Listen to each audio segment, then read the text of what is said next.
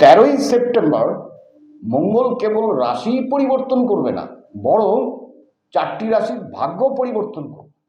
শুক্রের রাশি তুলা রাশিতে মঙ্গলের গোচর।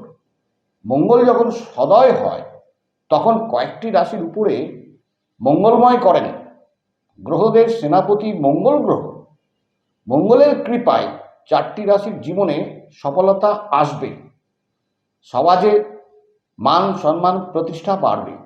আপনার শত্রুপক্ষ ক্রমশ দুর্বল হবে। আপনার কোর্ট কেসে মামলা মোকদ্দমায় সফলতা আসবে। আপনার কনফিডেন্স লেভেল হাই থাকবে। যারা ল্যান্ড প্রপার্টি ক্রয় বিক্রয়ের সাথে যুক্ত তারা বিশেষ লাভবান হবেন।